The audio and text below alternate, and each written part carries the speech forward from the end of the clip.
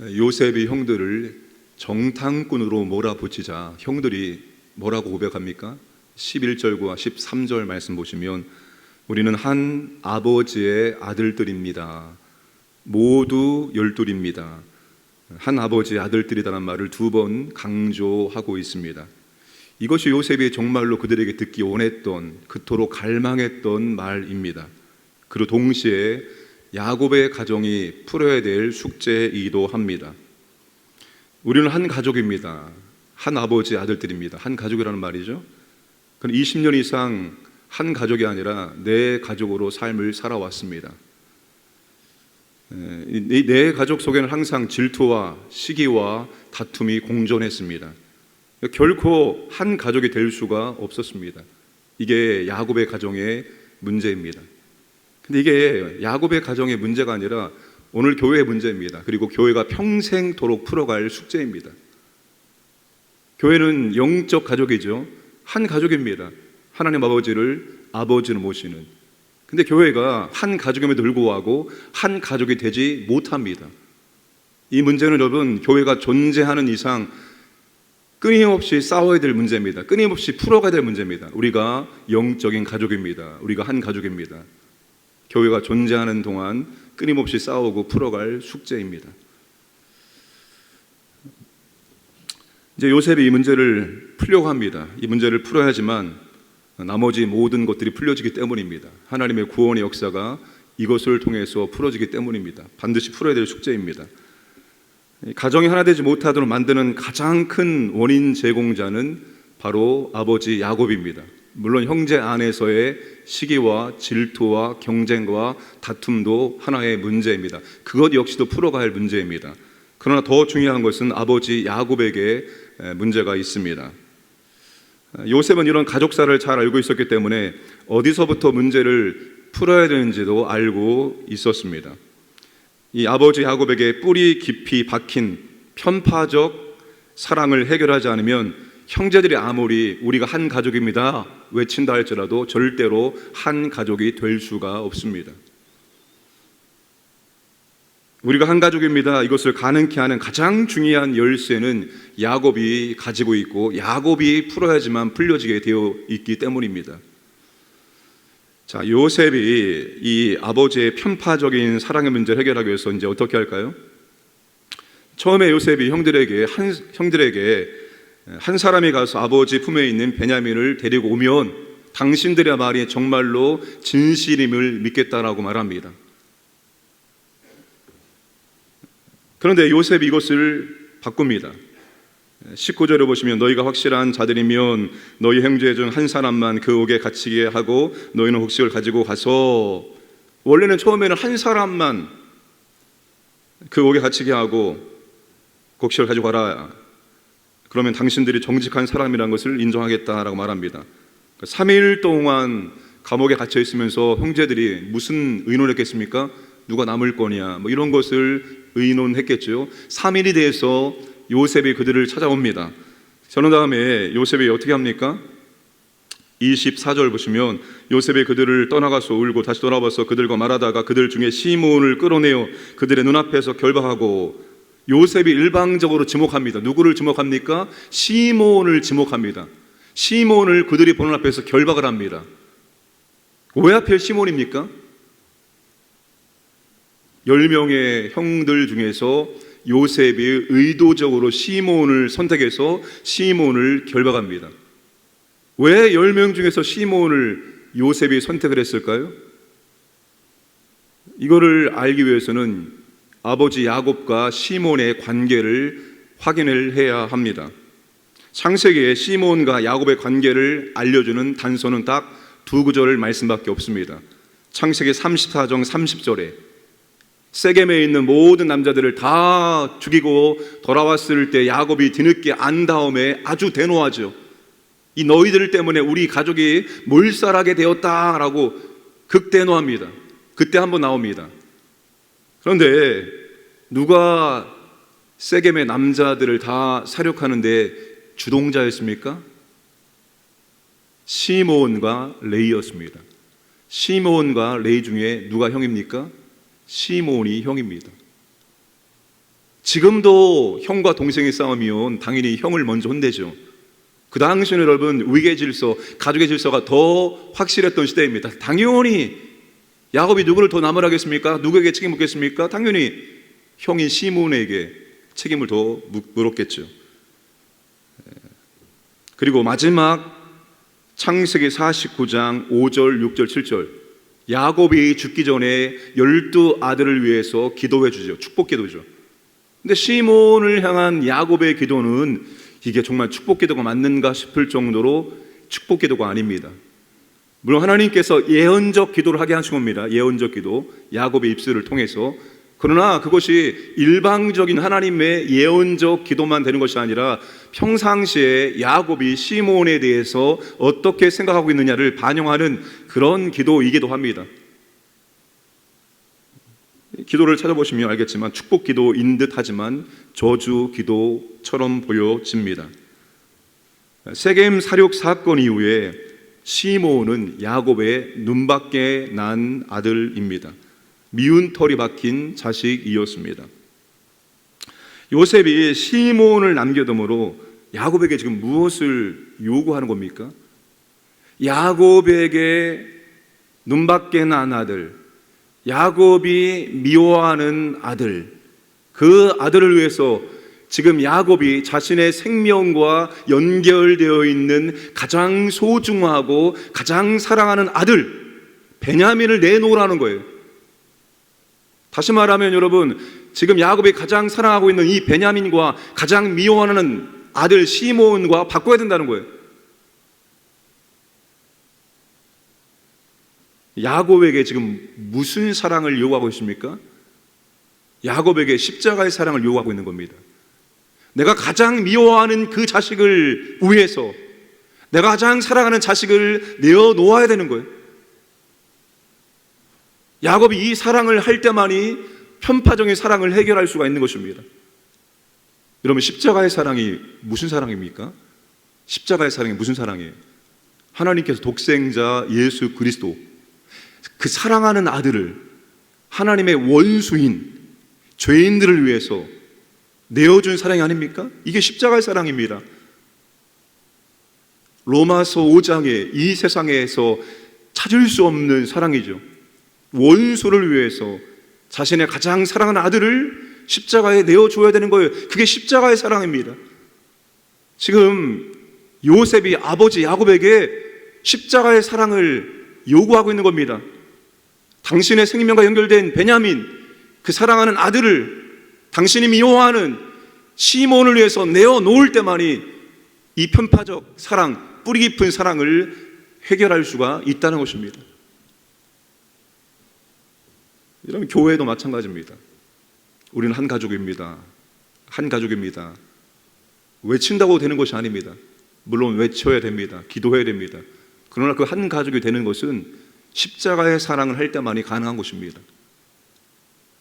십자가의 사랑을 할 때만 가능한 겁니다. 그 미운 사람을 위해서 우리가 십자가의 사랑을 할 때만이 우리가 한 가족이 되어지는 것이지, 아무리 우리는 한 가족입니다라고 말한다 할지라도 십자가의 사랑, 내어주는 사랑을 하지 않으면 절대로 우리는 한 가족이 될 수가 없습니다.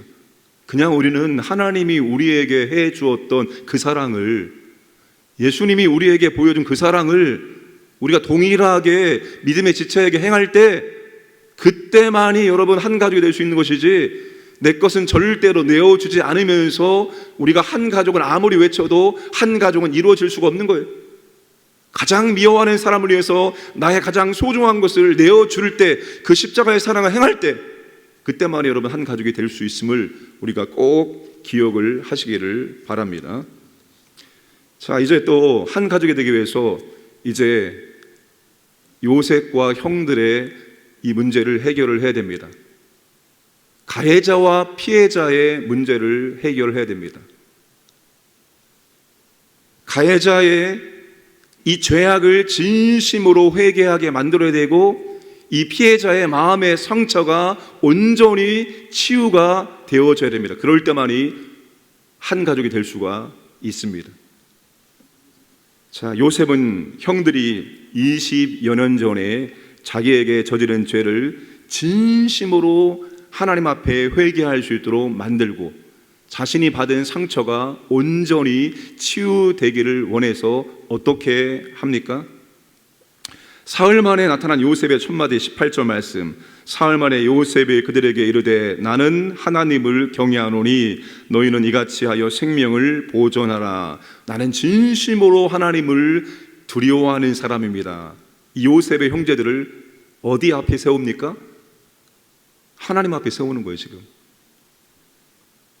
요셉의 형들을 요셉이 하나님 앞에 세우는 겁니다. 지금 나는 진실로 하나님을 경외하는 사람입니다. 하나님을 두려워할 줄 아는 사람입니다. 너희는 이같이 하여 생명을 보존하라. 그리고 20여 년 전과 비슷한 환경을 만들어 주죠. 19절, 너희 형제 중 한 사람만 그 옥에 갇히게 합니다. 비슷한 환경을 지금 만드는 겁니다. 그러자 형들이 어떻게 나옵니까?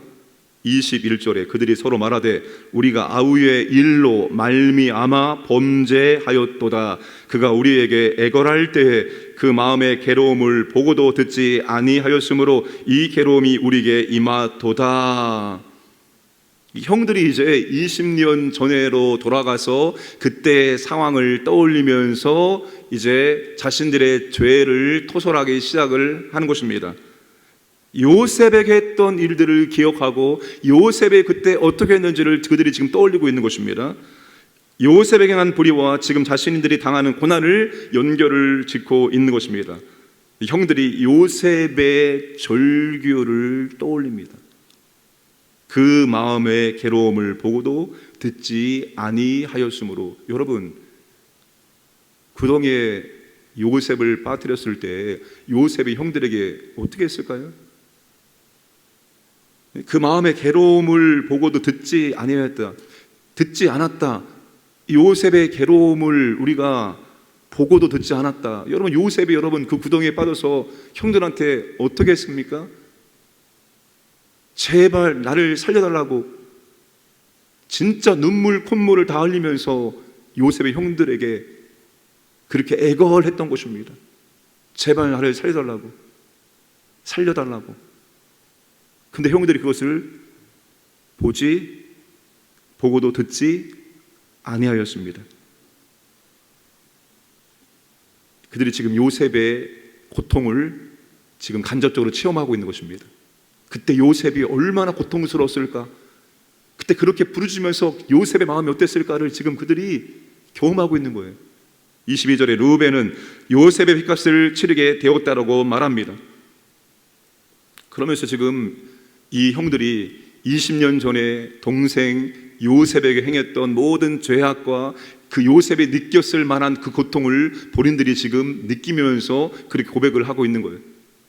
여러분, 요셉이 이것을 쭉 가만히 봅니다. 형들의 그런 모습들을 보면서 24절에 형들이 없는 곳에 가서 눈물을 흘립니다. 이 요셉의 눈물이 뭡니까?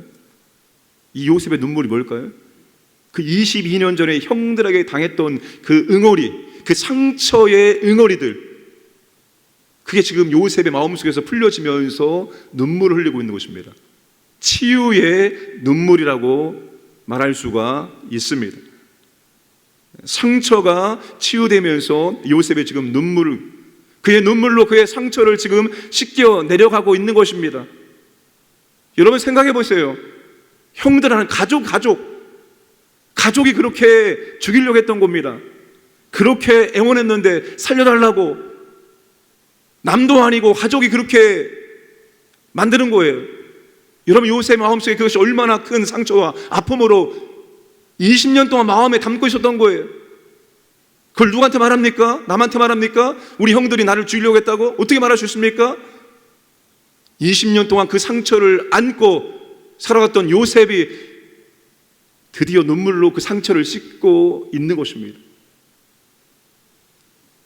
여러분, 예수님이 3번 부인한 베드로를 회복시키기 위해서 어떻게 합니까? 어떻게 만듭니까? 환경을? 이 베드로가 예수님을 부인하고 저주했던 환경과 비슷하게 만듭니다. 모닥불을 피워놓고, 그리고 예수님께서 3번 질문하고 베드로가 3번 대답하게 만듭니다. 그런 다음에 다시 사명을 줍니다. 요셉이 하고 있는 것과 예수님이 한 것이 비슷합니다. 이게 여러분, 피해자의 마음의 상처를 치유하고 가해자의 죄를 진심으로 회개시키기 위한 방법입니다. 여러분, 상처를 받았던 그 시점으로 돌아갈 수 없어요. 죄를 범했던 그 시점으로 돌아갈 수 없어요. 우리가 정말 이태원 이 참사의 비참한 사건을 보면서 몇 시간 전으로 돌아갔었으면 좋았을 거리라는 말들을 듣습니다. 근데 한번 엎질러진 물은 절대로 다시 타임머신 타고 과거로 돌아가서 거기서부터 다시 풀어나갈 수가 없어요. 이미 엎질러진 물은 엎질러진 물이에요. 더 이상 여러분 과거로 돌릴 수가 없어요. 그런데 유일하게 과거로 돌릴 수 있는 게 있습니다. 시간은 과거로 돌릴 수 없어요. 절대로. 그런데 과거로 돌릴 수 있는 유일한 방법은 우리의 생각입니다. 우리의 생각은 얼마든지 과거로 돌아갈 수 있습니다. 지금 요셉의 형들이 과거로 돌아가서 과거에 자신들이 범했던 그 범죄와 요셉의 고통을 떠올리면서 기억해내고 있습니다. 여러분, 과거 그 시점으로 돌아가야 되는 거예요. 내가 상처를 받았던 그 과거의 그 시점으로, 우리가 죄를 범했던 그 과거의 그 시점으로 돌아가서 거기서부터 문제를 풀어가야 됩니다.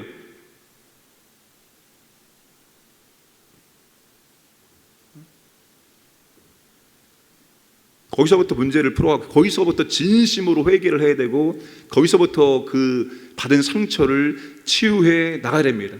그럴 때만이 여러분 이 가해자의 죄악도 온전히 용서받을 수 있고, 용서받는다는 것은 물론 주님이 우리가 죄를 고백하고 용서해달라고 하면 다 용서해 줍니다. 그러나 죄의 그 흔적들, 그 죄의 영향력이 그대로 남아있는 거예요.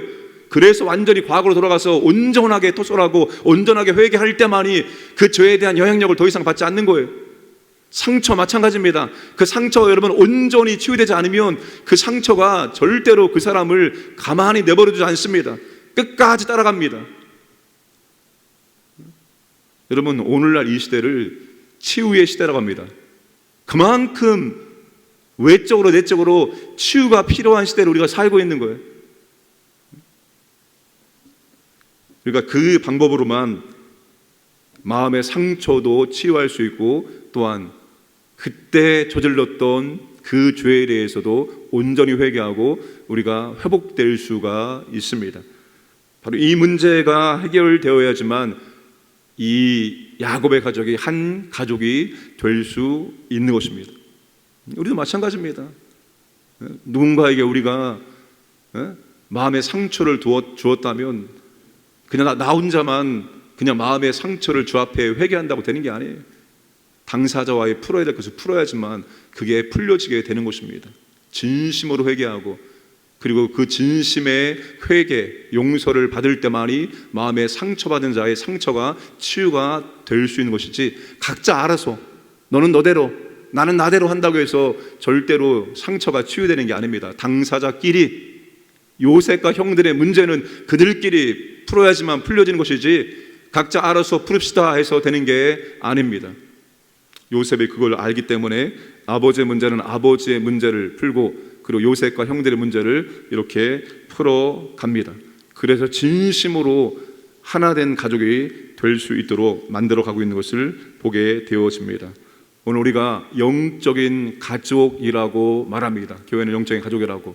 그러나 우리가 끊임없이 영적인 한 가족이 되기 위해서 오늘 요셉이 문제를 해결하는 방법을 끊임없이 우리 가운데도 적용을 할 때 진심으로 우리가 한 가족이 될 수 있습니다. 우리 교회가 진짜로 영적인 한 가족이 날마다 되어갈 수 있도록 내가 십자가의 사랑을 먼저 할 수 있기를 주님의 이름으로 축복합니다. 기도하겠습니다. 우리 선교사님들, 그 선교지 교회를 위해서 기도하시고, 우리나라 이태원 참사 희생자 유가족들 주님 위로해 주시고, 또 이 문제가 아버지 하나님 잘 해결될 수 있도록 도와주시고 다시는 이러한 문제가 발생하지 않도록 주님 도와주옵소서. 특별히 아버지 하나님 이 나라 다음 세대를 주님 보호하시고 인도하여 주옵소서. 다음 세대가 소망을 가지고 살아갈 수 있도록 그런 나라 될 수 있도록 인도해 주옵소서. 우리 교회 사역 문답식 성례식 가운데 주의 은혜를 주옵소서. 십자가의 은혜와 사랑을 다시 한번 듣게 하시고 주님을 영접하고 구원받기를 원합니다. 주님과 친밀한 교제가 이루어지기 원합니다. 아버지 하나님 우리가 십자가의 사랑을 받았사오니 우리가 십자가의 사랑을 행함으로 우리 교회가 영적으로 한 가루 될 수 있도록 하나님 아버지 은혜를 베풀어 주옵소서. 함께 기도하겠습니다. 아버지 하나님 감사합니다. 오늘 또 아버지 하나님 우리에게 한 날을 허락하시면 감사드리고 새벽을 깨워 주 앞에 나와서 말씀 듣고 기도할 수 있도록 은혜 주심을 감사드립니다. 주여 진실로 주 앞에 우리가 기도하기를 원합니다. 아버지 하나님 은혜를 도와여 주옵소서. 아버지여 정말 세계 각지에서 목숨을 내어놓고 아버지 하나님 헌신하는 성사람들에게 하나님의 은혜와 자비와 긍휼이 임하기를 원합니다. 보호하여 주옵소서. 지켜주시고 선교지 교회를 통해서 아버지 하나님 회복의 역사가 능력이 임하기를 원합니다. 영혼구원의 역사가 임하기를 원합니다. 하나님 아버지 필요한 모든 것들을 공급해 주옵소서. 아버지 하나님 이태원 참사 희생 가족들을 하나님 아버지 이루어 주시기 원합니다. 주여 아버지 하나님 정말 이 모든 것들이 은혜 주님의 은혜 가운데 아버지 하나님 잘 마무리되시도록 하시고 다시 이 땅 가운데 아버지 하나님 이러한 일들이 벌어지지 않도록 주여 도와주시고 아버지 하나님 참으로 다음 세대가 아버지의 소망 가운데 살아가는 나라 될 수 있도록 아버지 하나님 도와주시고 인도하여 주시옵소서. 이 땅 가운데 아버지 하나님의 나라가 임하기를 원합니다. 하나님이 경배하는 나라 될 수 있도록 주여 도와주시옵소서. 아버지 문답식과 성례식이 있습니다. 하나님 아버지 진실로 아버지 예수 그리스도를 영접하기를 원합니다. 하나님을 알기를 원합니다. 만나기를 원합니다. 은혜를 주옵소서. 아버지 하나님 정말 우리에게 십자가의 사랑을 베푸신 주님의 은혜에 대해서 다시 한번 감사하고 찬양하기를 원합니다. 우리도 아버지 하나님 십자가의 사랑을 베풀기 원합니다. 십자가의 사랑을 할 수 있도록 도와주시고 인도해 주시옵소서. 받은 사랑을 우리도 베풀 수 있도록 도와주셔서 우리 교회가 아버지 하나님 항상 하나님 아버지를 모시는 영적 가르쳐 주시도록 아버지 하나님 도와주옵소서. 인도해 주시고 역사하여 주시옵소서.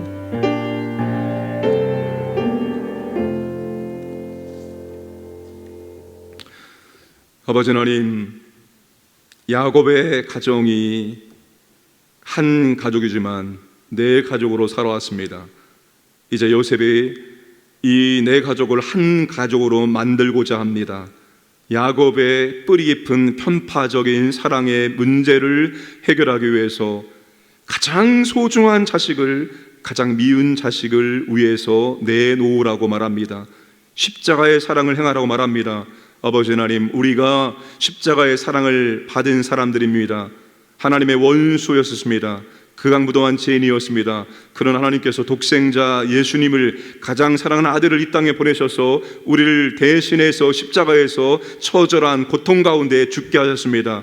우리가 그 십자가의 사랑을 받은 사람임을 항상 잊지 않도록 도와주시고 우리 역시도 아버지 하나님 십자가의 사랑을 행함으로 우리 교회가 영적으로 하나님 아버지 한 가족으로 살아갈 수 있도록 인도해 주시고 이 십자가의 사랑을 끝까지 감당할 수 있도록 은혜를 베풀어 주옵소서. 아버지 하나님 가해자의 죄악이 진심으로 회개하기를 원하고 피해자의 상처가 온전히 치료되기를 원합니다. 아버지 하나님 각자 알아서 해결하는 것이 아니라 아버지 하나님 피해자와 가해자가 진심으로 아버지 죄악을 회개하고 또한 아버지의 상처가 치유될 때만 회복될 수가 있습니다. 아버지 하나님 우리 가운데도 만약에 이런 일이 있다면 온전하게 아버지 하나님 회복될 수 있도록 치유될 수 있도록 은혜를 베푸시고 인도해 주옵소서. 특별히 아버지 하나님 영적으로 육신적으로 또한 아버지 하나님 마음의 모든 상처들이 온전히 회복되어지고 치유될 수 있도록 하나님의 자비와 긍휼의 은혜를 허락하여 주옵소서. 아버지 하나님 이태원 참사 희생자 유가족 모두에게 우리 아버지 하나님 위로하시고 그들의 눈물을 닦아주시길 원합니다. 이 모든 것들이 하나님의 돌보심과 자비와 은혜 가운데 진행되어지고 잘 마무리될 수 있도록 역사하시고 다시는 이 땅 가운데 이러한 처절한 일들이 발생하지 않게 하시고 하나님 다음 세대가 소망 가운데 살아갈 수 있는 나라 될 수 있도록 은혜를 베풀어 주시옵소서. 오늘도 아버지 하나님 한 날을 주셨습니다. 아버지 하나님 십자가의 사랑을 묵상하며 십자가의 사랑에 감사하며 십자가의 사랑을 행할 수 있는 복된 날 될 수 있도록 인도하여 주옵소서. 감사드리며 모든 말씀 예수님의 이름으로 기도드리옵나이다. 아멘.